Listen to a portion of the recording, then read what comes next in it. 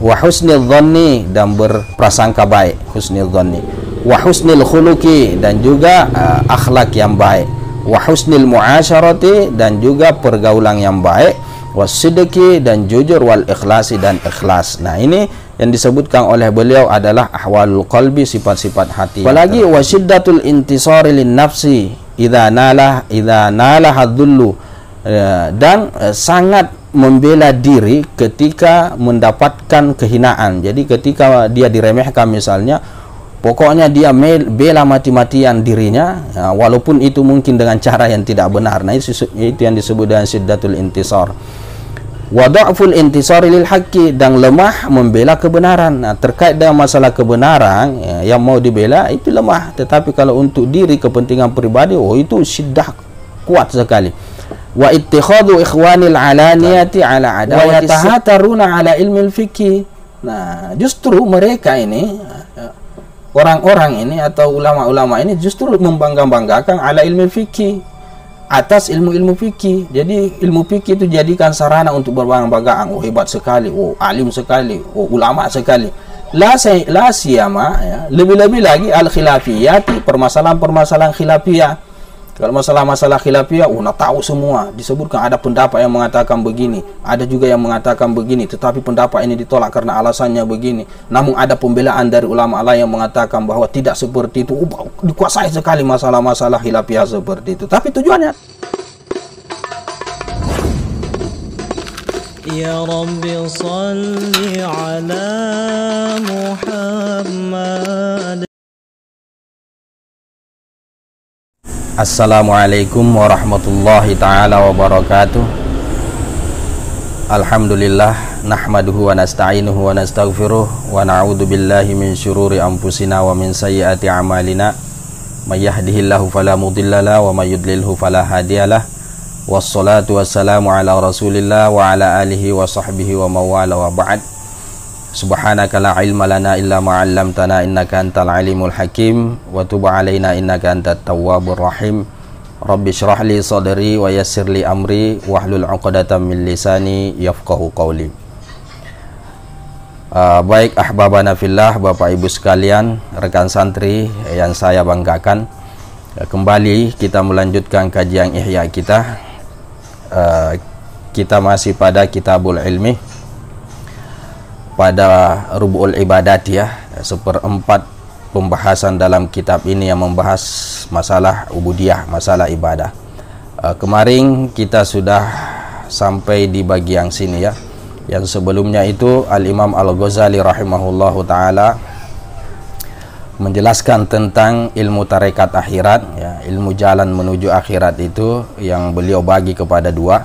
Yang pertama adalah ilmu mukasyafah, yang kedua adalah ilmu muamalah. Nah, ilmu mukasyafah kita sudah bahas pada pembahasan yang sebelumnya. Kali ini kita masuk kepada bagian yang kedua dari ilmu tariqatul akhirah.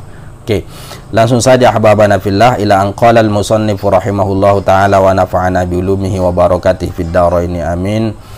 Wa ammal qismus tsani, ya, adapun bagian yang kedua, kata Imam Al-Ghazali rahimahullahu ta'ala, daripada ilmu tariqil akhirah itu, wa huwa ilmul muamalati, ya, yang mana itu adalah ilmu muamalah, ya.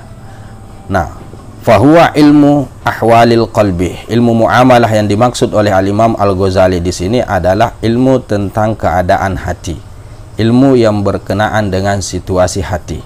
Oke. Nah, amma ma yuhmadu minha, dan adapun yang terpuji darinya, dari keadaan hati ini. Jadi kata Imam Al-Ghazali rahimahullahu ta'ala, yaitu seakan-akan beliau ingin membagi kepada dua. Yang pertama, ahwalul qalbi itu ada yang terpuji, yang kedua ada yang tercela. Nah, sifat ahwalul qalbi yang terpuji itu, kata beliau, diantaranya adalah fakas sabri, seperti sabar misalnya. Nah, sifat sabar, selalu bersabar dalam setiap keadaan. Wasyukri, dan begitu juga syukur, ya, bersyukur atas segala nikmat. Wal khaufi war roja'i, dan begitu juga takut, ya, artinya selalu khawatir, tidak merasa aman dari makar Allah, daripada azab Allah. War roja'i, dan juga berharap, sifat berharap, ya, berharap rahmat Allah subhanahu wa ta'ala.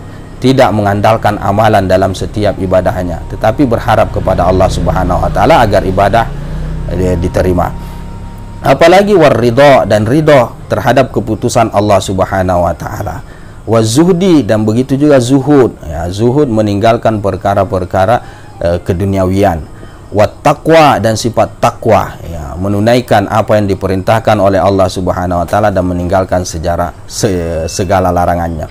Kemudian wal qanaati, dan selalu merasa cukup, qanaah. Was-sakhawati, dan sifat sakhawah, yaitu dermawan, pemurah. Wa ma'rifatil minnati lillahi ta'ala fi jami'il ahwali, dan mengetahui segala minnah, segala anugerah atau nikmat itu milik Allah Subhanahu wa taala pada setiap keadaan hambanya.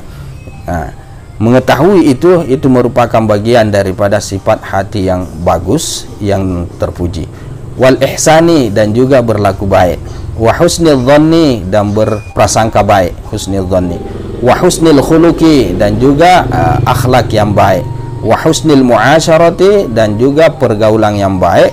Wasidqi, dan jujur. Wal ikhlasi, dan ikhlas. Nah, ini yang disebutkan oleh beliau adalah ahwalul qalbi, sifat-sifat hati yang terpuji, yang harus ada pada setiap orang yang ingin melalui jalan menuju akhirat. Nah, fa ma'rifatu haqa'iqi hadhil ahwali, kata beliau, mengetahui hakikat ini, keadaan hati ini tadi yang di atas, wa hududiha, dan batasan-batasannya, ya, ta'rif-ta'rifnya, kriterianya, wa asbabiha allati biha tuktasabu, dan sebab-sebabnya, ya, sebab-sebab yang kemudian memunculkan ahwalul qalbi yang disebutkan di atas, seperti sabar sebabnya apa, syukur sebabnya apa, allati biha tuktasabu, yang dengannya diupayakan. Nah, dan dengan sebab tersebut kita upayakan agar supaya apa yang menyebabkan sifat ini datang kita usahakan itu. Nah, wasamratiha, dan juga buahnya, buah daripada sifat sabar dan seterusnya ke bawah. Wa alamatiha, dan tanda-tandanya. Wa mu'alajati ma wa mu'alajati ma da'ufa minha hatta yaqwa, dan mengobati apa yang lemah darinya sampai ia kuat. Artinya kalau misalnya sifat-sifat ini tiba-tiba meredup, ya, bagaimana caranya atau solusinya kemudian agar supaya dia kuat lagi. Wa mazala hatta ya'uda, dan apa yang hilang sampai ia kembali. Ya, sifat-sifat hati ini ya, terkadang hilang misalnya seperti itu. Nah, bagaimana caranya agar supaya dia kembali? Min ilmil akhirah, kata Imam Al-Ghazali, itu termasuk semua ilmu akhirat. Ya. Jadi mengetahui ini adalah bagian daripada ilmu akhirat yang harus diketahui oleh siapa saja orang-orang yang salik ilallah, salikina tariqil akhirah. Oke. Wa amma ma yuzammu minha, adapun apa yang dicela daripada hati tersebut, wal iyadzubillah, nah, sifat-sifat hati yang tidak baik, fa khauful faqri. Yang pertama adalah khauful faqri, yaitu takut kefakiran, takut kemiskinan. Wa sukhtul maqduri, dan benci terhadap ketentuan, artinya tidak rela terhadap apa yang ditetapkan kepada dia. Wal gillu, dan al-gillu menipu. Wal haqadu, dan sifat hakad, dengki. Wal hasadu, dan juga hasad, iri hati. Wal gisyu, dan gissu, ya, curang. Wa talabul uluwi, dan menuntut al-uluwi, ya, status, ya, menuntut pangkat. Wa hubbus as-sana'i, dan cinta pujian, ya, suka untuk dipuji. Wa hubbu tulil baqa'i fid dunya litamattu'i, dan juga suka lama tinggal di dunia untuk berpoya-poya, bersenang-senang. Wal kibru, dan juga sifat takabur. Wal riya'u, dan sifat riya, ingin dilihat orang. Wal ghadabu, dan selalu marah, emosi, temperamental. Wal anfatu, dan keberanian yang di luar daripada kontrol, sedikit-sedikit berani.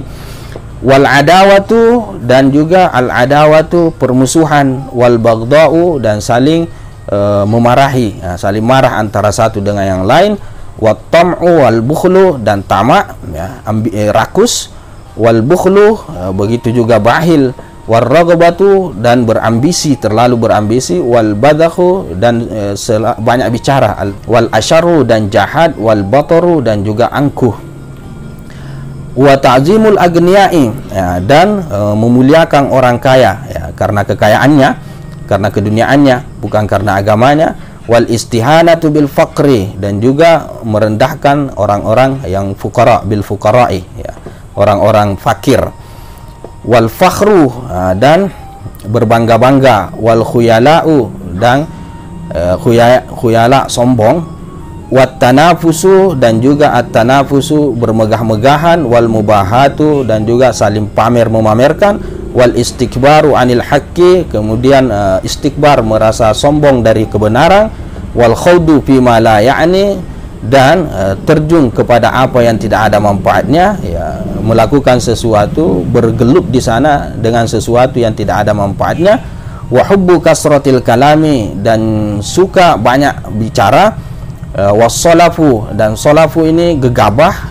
Wat tazayyunu lil khalqi, dan tazayyun, ya, berpenampilan lil khalqi, tapi tujuannya untuk makhluk, ya, bukan lillahi ta'ala, yang agar supaya dipuji oleh orang dari sisi keduniaan, ya. Wal mudahanatu, dan penjilat. Wal ajabu, wal ujubu, dan merasa hebat, al ujub. Wal istighalu an uyubin nafsi bi uyubin nas, dan sibuk dari aib diri dengan aib manusia. Maksudnya dia tersibukkan dirinya dari aib diri dia sendiri karena sibuk kepada aib orang lain, ya. Wa zawalul huzni minal qalbi, dan hilangnya perasaan sedih di dalam hati, tidak pernah bersedih, jadi selalu mau bergembira. Wa khurujil khasyati minhu, dan keluarnya juga perasaan khasyah dari hati tersebut. Nah, ini semua adalah sifat-sifat hati yang tidak terpuji. Apalagi wa syiddatul intisari lin nafsi idza nalah hadzullu, dan sangat membela diri ketika mendapatkan kehinaan. Jadi ketika dia diremehkan misalnya, pokoknya dia bela mati-matian dirinya, walaupun itu mungkin dengan cara yang tidak benar. Nah, itu yang disebut dengan syiddatul intisar. Wa dha'ful intisari lil haqqi, dan lemah membela kebenaran. Nah, terkait dengan masalah kebenaran, ya, yang mau dibela itu lemah, tetapi kalau untuk diri, kepentingan pribadi, itu syiddah kuat sekali. Wa ittikhadhu ikhwanil alaniyati ala adawati sirri, dan menjadikan saudara atau teman secara terang-terangan ala adawati sirri, atas memusuhi secara sembunyi. Maksudnya apa, ya? Maksudnya berteman secara zahir, tetapi sebenarnya dalam hatinya benci kepada orang tersebut, atau bahasa kita lah, musuh dalam selimut lah, atau bermuka dua, menampakkan reaksi persaudaraan tetapi sebenarnya hatinya itu membenci.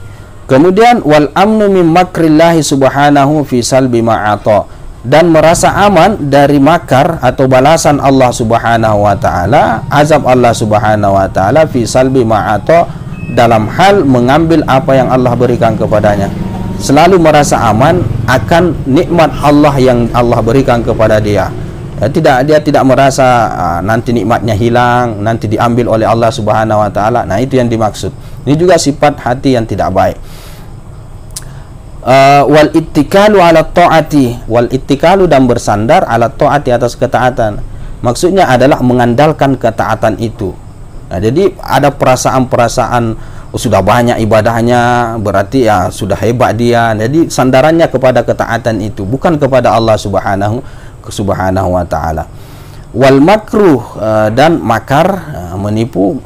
Wal khiyanatu, berkhianat. Wal mukhada'atu, dan culas. Watulul amli, ya, watulul amali, dan panjang angan-angan, jadi selalu berangan-angan. Wal qiswatu, dan keras hati. Wal fadhalatu, dan kasar, al fadhalah. Wal farhu bid dunya, dan gembira bid dunya, terkait dengan keduniaan. Kalau masalah keduniaan yang dia dapatkan, gembira sekali. Wal asafu ala fawatiha, dan merasa menyesal, kecewa, ala fawatiha, atas luputnya dunia tersebut.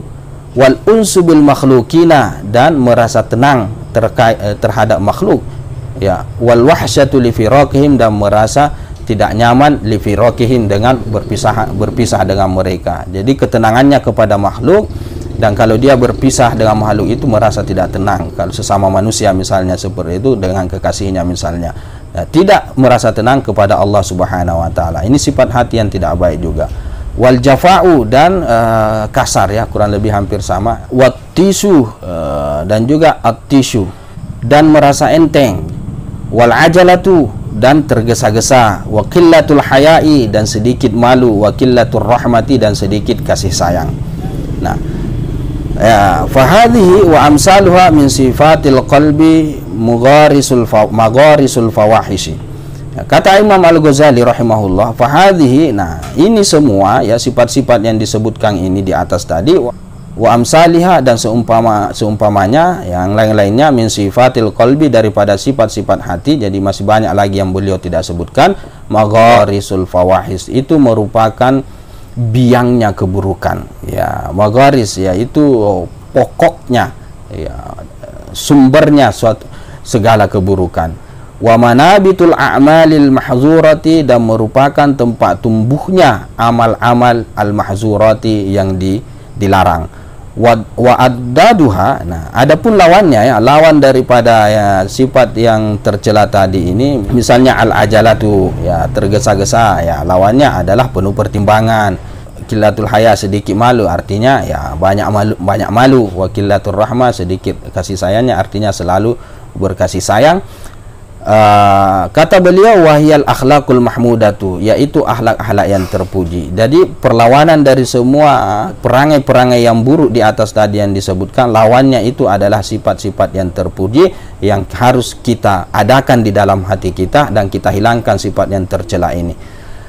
Mamba'ut ta'ati, merupakan sumber ketaatan, wal qurubati, dan kedekatan diri kepada Allah Subhanahu wa taala. Oke.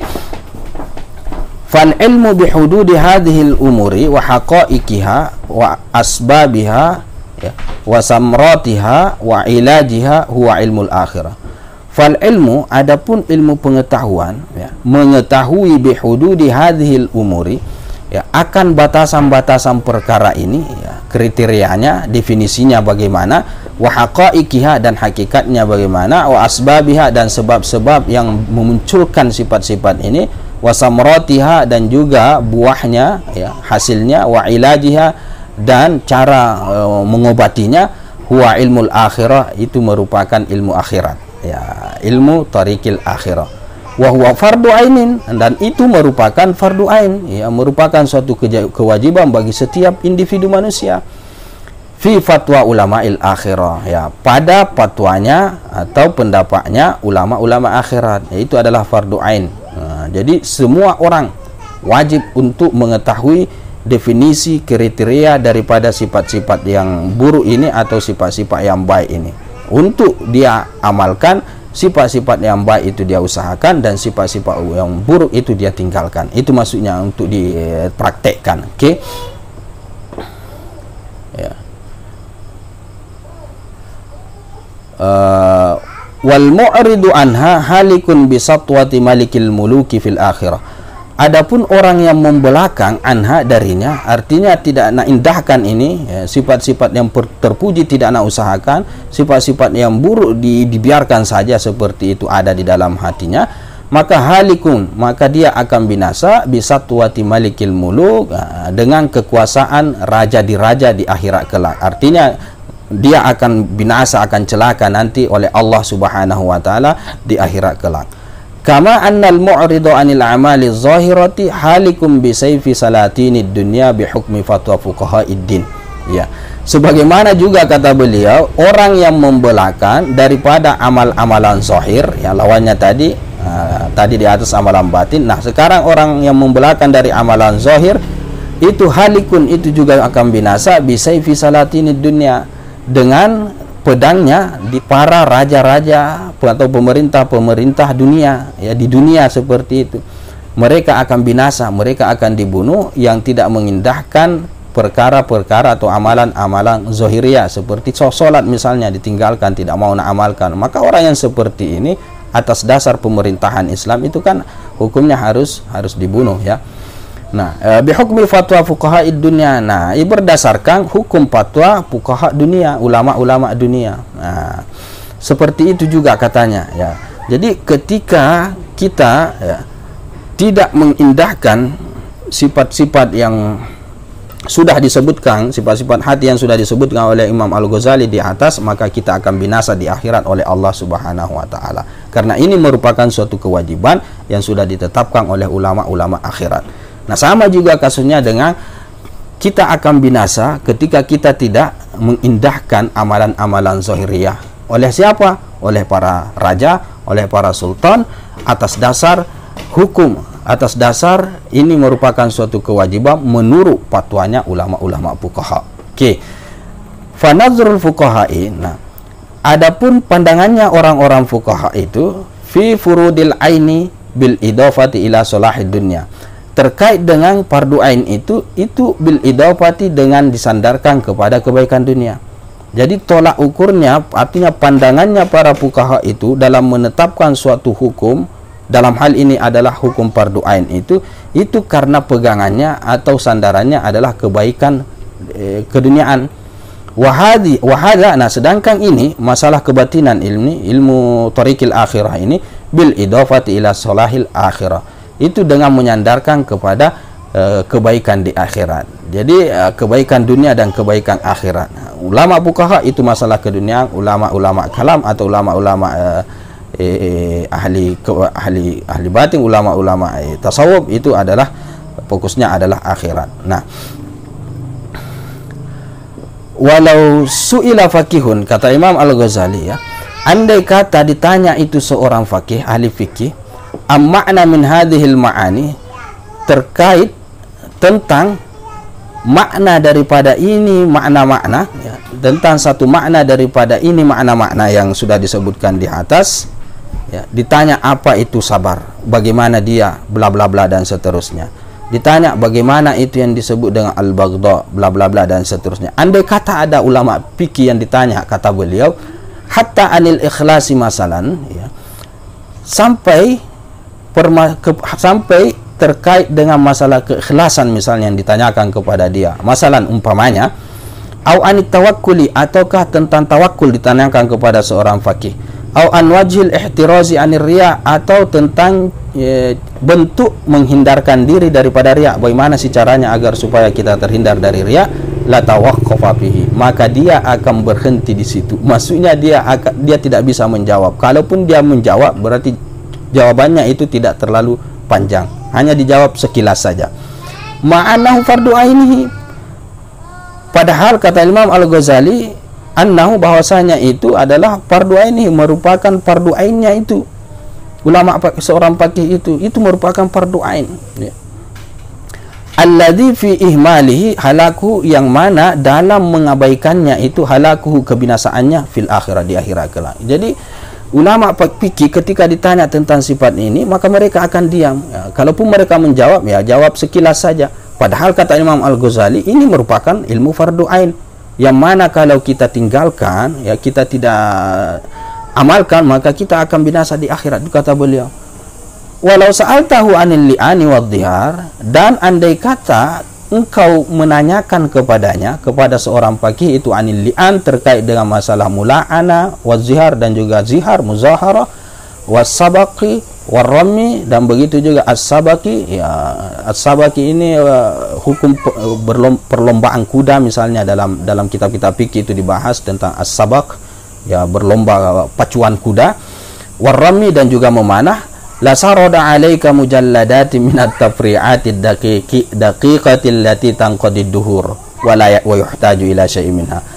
Niscaya mereka ini, atau dia ini, seorang fakih ini, akan memaparkan 'alaika, ke atasmu, mujalladatin, itu berjilid-jilid, bahkan minat tafri'ati daqiqati ya, berupa ya, permasalahan furu'iyah ad-daqiqati, yang sangat rinci, yang sangat rumit, allati tanqadid duhuru wa la yuhtaju ila syai'in minha, berlalu itu masa dan tidak dibutuhkan kepada sesuatu pun darinya. Ya. Jadi kata Imam Al-Ghazali rahimahullah ta'ala, tetapi giliran seorang fakih itu ditanya terkait dengan masalah li'an, zihar, sabak, ar-rami, dia langsung jawab. Bahkan sarada alaika, dia akan paparkan berjilid-jilid, itu saking hebatnya terkait dengan masalah ilmu fikih. Nah, paparkan secara jelas, secara detail masalah puri-puriya, yang bahkan Ini habis waktu dipelajari tentang itu tidak ada gunanya, tidak akan dibutuhkan itu. Itu kata beliau ya.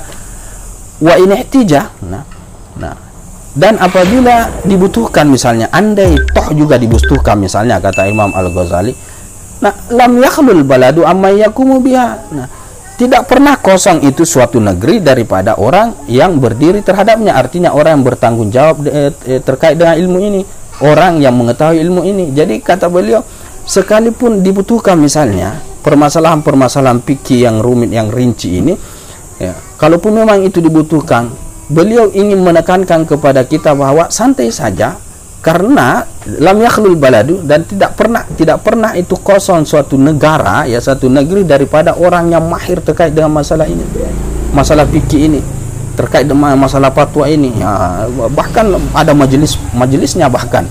Jadi seakan-akan beliau saya ingin menekankan bahwa tak perlulah dipelajari masalah-masalah seperti begini terlalu detail, terlalu jauh, karena habis usia itu untuk mempelajari itu tidak ada juga manfaatnya. Ada sesuatu yang harus dipelajari, ya, yang hukumnya adalah fardu ain, yaitu terkait masalah hati. Nah, itu kata beliau. Oke, wa yakfihi mu'natut ta'abi piha, dan cukuplah ia ongkos capek pihak padanya. Jadi artinya apa? Artinya ya, kalau masalah-masalah fikih yang rumit ini, ya tak perlulah dikaji lebih jauh, ditelaah dan lain sebagainya. Ya cukup kita sisihkan, ya. Kalau ada permasalahan yang kita tidak tahu dengan masalah fikih, ya cukuplah kita sisihkan, ya, biaya, ya, capek-capek kita untuk bertanya kepada orang yang ada di negeri tersebut, mahir dalam masalah fikih, kita tanyakan hukumnya ke sana. Ongkos itu saja yang kita gunakan, ya, tak perlu kita habiskan usia kita dalam mempelajarinya. Nah, itu kata Al-Imam Al-Ghazali rahimahullah ta'ala. Fala yazalu yat'abu fiha lailan wa naharon. Nah, ulama fakih ini, seorang fakih ini senantiasa itu bercapek-capek padanya pihak pada permasalahan-permasalahan fikih ini, lailan, malang, siang, wa fi hifzihi, dalam menghafalnya, wa darsihi, dan mengkajinya, wa yaghfulu amma huwa muhimmu nafsi fid din, sedangkan dia lupa akan apa yang ia lebih penting bagi dirinya di dalam agama. Jadi seorang fakih itu selalu mencapekkan dirinya, ya, siang malam selalu menelaah, selalu mengkaji, tetapi dia lupa, kata beliau, dia lupa bahwa ternyata ada sesuatu yang sangat penting untuk dirinya pelajari, yang paling penting untuk dirinya, ya, di dalam agama yang harus dia ketahui. Ya, apa dia? Ya, inilah masalah-masalah hati ini, ilmu-ilmu yang berkaitan dengan ahwalul qalbi ini. Wa idza ruji'a fihi, dan apabila ia dikritik, ya, ruji, ya, dikembalikan, maksudnya dia dikritik fihi padanya, ketika kita permasalahkan misalnya, loh, kenapa Anda ini sangat gigih sekali dalam mempelajari masalah fikih seperti ini, jauh sekali. Qala, maka dia akan mengatakan, seorang fakih itu akan mengatakan, istaghaltu bihi, aku sibuk bihi dengannya, li'annahu ilmu dini wa fardul kifayati, karena itu termasuk ilmu agama dan termasuk hukumnya fardu kifayah. Jadi kalau kita tanya, kenapa Anda sangat gigih sekali mempelajari ilmu-ilmu fikih, nah padahal ada ilmu yang lebih penting, maka dia akan menjawab bahwa ya ini bagian daripada ilmu agama dan ini merupakan fardu kifayah. Wa yulabbisu ala nafsihi wa ala ghairihi fi ta'allulihi, dan jawaban yang seperti ini, kata Imam Al-Ghazali rahimahullahu ta'ala, itu yulabbisu ala nafsihi, membuat kerancuan ala nafsihi, atas dirinya, wa ala ghairihi, dan terhadap yang selainnya, fi ta'allulihi, dalam alasannya, dalam alasan seperti itu, ya jelas menjadi rancu. Kenapa? Ya karena ada sesuatu yang fardu ain yang harus dipelajari oleh setiap individu, tetapi malah kita fokus kepada yang sifatnya fardu kifayah. Nah, ini yang disebut dengan talabus, rancu jadinya. Nah, baik dirinya sebenarnya rancu, dan orang lain pun juga kalau mendengar jawaban yang seperti itu atau alasan yang seperti ini juga akan menjadi rancu di benak orang lain itu. Wal fatinu, nah, orang yang cerdas, kata Imam Al-Ghazali, orang yang berakal itu, ya'lamu, dia pasti mengetahui, annahu, bahwasanya, law kana gorduhu ada'a haqqil amri fi fardil kifayati, andai kata tujuannya itu ya, tujuannya seorang faqih itu ada hakil amri, menunaikan hak perintah Allah Subhanahu wa taala fi fardil kifayati, pada hukum fardu kifayah. Kalau memang tujuannya ya, menunaikan perintah Allah Subhanahu wa taala karena dia adalah fardu kifayah, laqaddama alaihi fardul aini, niscaya dia akan mendahulukan alaihi, ke atasnya, ke atas mempelajari fikih ini yang fardu kifayah ini, fardul ain, yang fardu ain. Nah, orang al-fatin, orang yang berakal itu orang secara akal saja ya.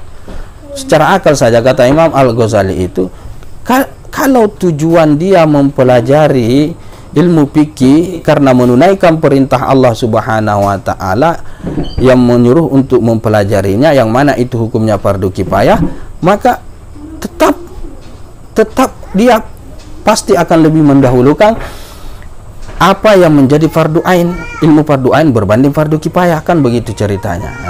Nah itu rancunya di situ, kata Imam Al-Ghazali. Bal qaddama alaihi katsiran min furudil kifayati, akan tetapi seorang faqih ini qaddama, justru mendahulukan alaihi, ke atasnya, ke atas yang fardu ain ini, terkait dengan ilmu kebatinan, ilmu thariqil akhirah ini, kebanyakan bahkan min furudil kifayati, daripada fardu kifayah. Fakam min baldatin ya, berapa banyak dari satu negeri, kata Imam Al-Ghazali, laisa fiha tabibun, tidak ada pada negeri tersebut seorang tabib, seorang dokter, illa min ahli dhimmati, kecuali daripada ahli dhimmah, orang kafir. Banyak katanya negeri, kampung itu di mana di situ tidak ada tabib, tidak ada dokter. Ada sih, tetapi orang kafir, ahli dhimmah. Nah, wala yajuzu qubulu syahadatihim bima yata'allaku bil atibba'i min ahkamil fikih. Nah, sedangkan tidak boleh menerima syahadat mereka, persaksian mereka, bima yata'allaku bil atibba, pada apa yang terkait dengan masalah pengobatan, min ahkamil fikih, daripada ilmu-ilmu fikih. Ya. Summa la nara ahadan yastagilu bihi.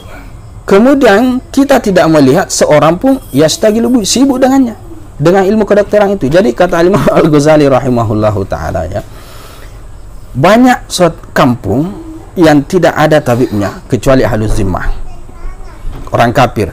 Nah, sedangkan dalam syariat itu, seorang kafir ya, seorang musyrik itu tidak bisa diterima persaksiannya terkait dengan masalah-masalah pengobatan yang ada kaitannya dengan hukum fikih. Nah, misalnya ya, ini contoh saja ya, ada orang misalnya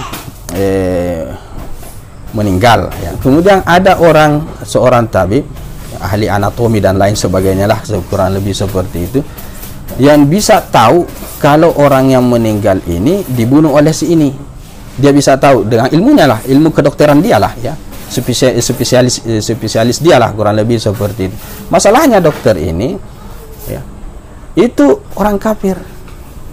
Nah, apakah bisa diterima pengakuan dia, misalnya setelah dia periksa ini mayat, bahwa yang membunuh dia si fulan, bisakah dijadikan sebagai persaksian dia itu syahadahnya misalnya, bisakah diterima? Itu tidak boleh dalam hukum Islam. Kenapa? Karena dia musyrik. Nah, masalahnya di beberapa negeri itu justru yang menguasai ilmu-ilmu kedokteran yang seperti ini misalnya adalah kebanyakan orang kafir, orang musyrik. Nah, kata Imam Al-Ghazali, summa la nara ahada yastagilu minhu, kemudian kami tidak melihat ada satu orang pun daripada ulama Islam ini, orang-orang Islam itu yang sibuk dengan ilmu kedokteran itu. Rancunya di situ. Jadi kata Imam di sini, Al-Imam Al-Ghazali seakan-akan ingin menyerang orang-orang fuqaha yang beralasan tadi, yang beralasan kenapa dia sibuk dalam masalah fikih, karena alasannya ya menunaikan perintah Allah Subhanahu wa taala yang sifatnya fardu kifayah. Nah, kalau begitu, kata Imam Al-Ghazali, kalau begitu kenapa tidak sekalian terjun juga, pelajari juga masalah ilmu kedokteran, karena itu juga sifatnya fardu kifayah. Nah, kalau masalah fikih itu banyak banyak orang yang tahu, kata beliau, ya, bahkan satu negeri tidak lepas dari orang yang mahir, yang pakar dalam ilmu fikih, kata beliau. Banyak orang yang tahu, sedangkan masalah kedokteran, ketabiban ini tidak ada yang tahu. Nah, kenapa tidak terjun ke situ? Kenapa kami tidak melihat seorang pun yang sibuk di situ? Nah, itu kata Imam Al-Ghazali. Wa yatahataruna ala ilmil fikih. Nah, justru mereka ini, orang-orang ini atau ulama-ulama ini justru membangga-banggakan ala ilmu fikih, atas ilmu-ilmu fikih. Jadi ilmu fikih itu jadikan sarana untuk berbangga-banggaan. Oh, hebat sekali, oh alim sekali, oh ulama sekali. La siyama, ya, lebih-lebih lagi al-khilafiyati, permasalahan-permasalahan khilafiyah. Kalau masalah-masalah khilafiyah, tahu semua. Disebutkan ada pendapat yang mengatakan begini, ada juga yang mengatakan begini, tetapi pendapat ini ditolak karena alasannya begini. Namun ada pembelaan dari ulama lain yang mengatakan bahwa tidak seperti itu. Dikuasai sekali masalah-masalah khilafiyah seperti itu. Tapi tujuannya tahatar, untuk berbangga-bangga, untuk merasa hebat. Masalah hilafiyah wal jadaliyat, dan masalah-masalah jadaliyah, jidal, masalah-masalah perdebatan, diskusi dan lain sebagainya. Wal baladu, dan sedangkan negeri itu, kata Imam Al-Ghazali rahimahullah ta'ala, masyhunum minal fuqaha, itu dipenuhi oleh orang-orang fuqaha, mimma yastagilu bil fatwa, dari orang-orang atau ulama-ulama yang sibuk dengan fatwa, wal jawabi, dan menjawab anil waqa'i, akan kejadian-kejadian yang berlaku. Nah, sedangkan kata Imam Al-Ghazali, itu negeri itu pasti banyak saja itu fuqaha yang hebat, yang luar biasa sekali dalam memberikan fatwa dan menjawab permasalahan-permasalahan aktual yang terjadi di masyarakat. Banyak yang seperti itu. Nah, tapi tak perlulah terlalu sibuk maksudnya dalam masalah ilmu fikih, tak perlu mendalami ilmu-ilmu fikih terlalu jauh, karena ada banyak orang yang seperti itu, kata beliau. Jadi alasan yang tadi itu tidak terlalu diterima, kurang lebih seperti itu. Alasan karena itu fardu kifayah, sehingga dia fokus dalam ilmu fikih yang menghabiskan usia itu. Kemudian dia alpa terhadap ilmu-ilmu kebatinan. Nah, falaita sya'ri, aduhai hidupku. Ini bahasa aduhai hidupku. Ini bahasa kekesalan lah, kurang lebih seperti itu. Aduh, kalau bahasa kita. Kaifa yurakhisu fuqaha ud-dini fil istighali bi fardi kifayatin qad qama bihi jama'atun wa ihmali ma la qa'ima bihi.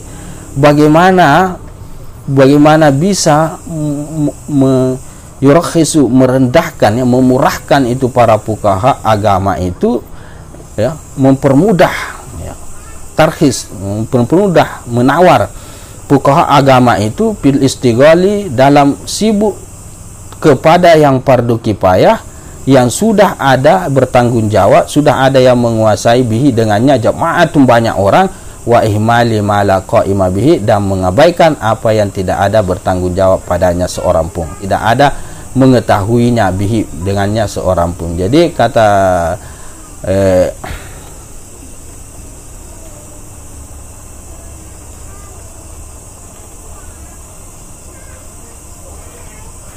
kata Imam Al-Ghazali rahimahullahu ta'ala, laita sya'ri, bahasa kekesalan beliau, kok bisanya seorang fuqaha yang mahir dalam ilmu agama ini kemudian memurah-murahkan, ya, mengenteng-entengkan, kurang lebih seperti itu. Apa dia sibuk terhadap fardu kifayah yang sudah ada orang yang mahir terkait dengan itu, kemudian mengabaikan sesuatu yang tidak ada orang menguasainya. Yang dimaksud beliau adalah ilmu kebatinan itu. Oke. Hal lihada sababun, apakah ini suatu sebab? Illa anna tibba laisa yatayassaru tawassulu bihi ila tawallil awqafi wal wasaya wa hiyazati malil aitami wa taqalludil qudati wal hukumati wa taqaddumi bihi alal aqran wa tasallutu bihi alal a'da. Hal lihada sababun, apakah ini merupakan suatu sebab? Artinya apakah yang seperti ini bisa dijadikan sebab untuk fokus mendalam pada ilmu fikih, sementara kita lupakan ilmu yang menjadi fardu ain, yaitu ilmu kebatinan, hanya karena ingin menunaikan perintah Allah Subhanahu wa taala terkait dengan masalah ilmu agama yang sifatnya fardu kifayah.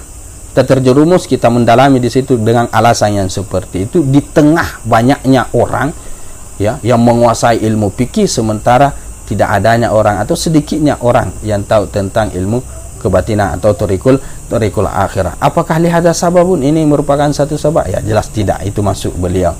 Illa melainkan anna tibba, bahwasanya pengobatan itu laisa yatayassaru tawassulu bihi ila tawallil auqab. Tidaklah mudah sampai bihi dengannya, ya, dengan asbab ilmu tib itu ila tawallil auqab, kepada menguasai tempat-tempat wakaf ya, tempat-tempat tempat-tempat yang diwakafkan untuk kepentingan orang-orang Islam ya, seperti madrasah, seperti sekolah dan lain sebagainya. Jadi maksudnya apa? Jadi Al-Imam Al-Ghazali seakan-akan menyindir bahwa alasan yang dikatakan oleh orang ketika seorang faqih ketika dia dikritik, kenapa dia sangat ngotot, sangat mendalami ilmu fikih itu dengan jawaban yang katanya ya termasuk daripada ilmu agama dan termasuk daripada fardu kifayah. Jadi beliau mau menyinggung jawaban yang seperti itu, kata beliau di sini itu alasan mati ya, itu tidak bisa diterima alasan yang seperti itu. Setelah pemaparan beliau tadi ya, yang mengatakan bahwa ada ilmu yang tib, yang ternyata ilmu tib itu juga fardu kifayah, tapi kenapa tidak ada yang terjun di situ? Nah, kemudian masalah-masalah tentang ilmu-ilmu kebatinan ya, kenapa tidak didahulukan itu padahal itu ilmu fardu ain. Nah, tidak lain kata Imam Al-Ghazali illa, tidak lain ya sebabnya ya, bahasa kasarnya seperti itu, sebabnya mereka kenapa terjun di bidang fikih, tidak terjun ke bidang kedokteran, pengobatan, karena ilmu kedokteran itu atau pengobatan itu tidak memudahkan untuk sampai kepada menguasai madrasah-madrasah, sekolah-sekolah, pesantren-pesantren. Jadi kalau kita jadi tabib, jadi seorang dokter misalnya seperti itu, maka kita tidak akan menjadi seorang yang terkenal di suatu madrasah, di satu sekolah, di satu jamiah Islamiyah, di suatu pesantren, tidak menjadi terkenal di situ. Tempat-tempat wakaf seperti madrasah yang diwakafkan untuk kepentingan orang Islam atau yang diwasiatkan wasaya, yang diwasiatkan untuk orang-orang Islam. Wahyazati, menguasai harta anak yatim. Jadi maksudnya apa? Ilmu fikih itu digunakan sebagai sarana untuk menguasai hartanya anak-anak yatim misalnya.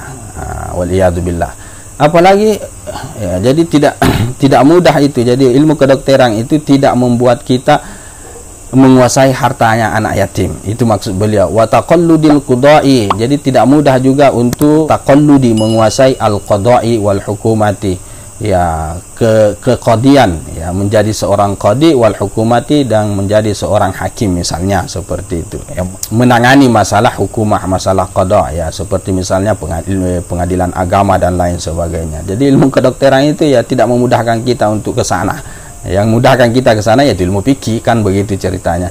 Wa taqaddumi bihi 'alal aqrani, dan juga at-taqaddumu bihi 'alal aqrani, terdepan bihi dengannya, dengan ilmu tib tersebut, 'alal aqrani, kepada teman-teman sejawat. Jadi ilmu tib itu tidak memudahkan kita, tidak meloloskan kita menjadi orang yang terdepan di tengah kawan-kawan kita, tidak seperti itu. Yang bisa seperti itu yaitu ilmu fikih, itu ilmu-ilmu furu'iyah. Wattasalluti bihi 'alal a'da'i, dan juga menguasai musuh. Jadi ilmu kedokteran itu juga tidak menyebabkan kita kemudian membuat musuh kita itu bertekuk lutut, tidak minahina kita, tidak mina caci kita dan lain sebagainya. Tidak, yang justru membuat musuh kita itu, ada kita itu tidak berkutik dan menghargai kita, menghormati kita ketika kita paham, ketika kita menguasai ilmu agama dari bidang fikih misalnya. Mereka akan segang, mereka akan tidak bisa berlaku apa-apa dan lain sebagainya. Nah, sebenarnya kata Imam Al-Ghazali itu tujuannya, bahasa mafhumnya seperti itulah. Jadi hal lihada sababun illa an-natibi, apakah ini suatu sebab, melainkan bahwasanya ilmu pengobatan itu artinya itulah sebabnya. Karena kenapa mereka terjun di bidang fikih terlalu dalam, karena ilmu tib itu tidak memudahkan urusan mereka untuk menguasai sekolah-sekolah dan seterusnya yang beliau sebutkan di atas tersebut. Hayhata, kata Imam Al-Ghazali, jauh sekali, maksudnya tidak mungkin, kata beliau, tidak seperti itu.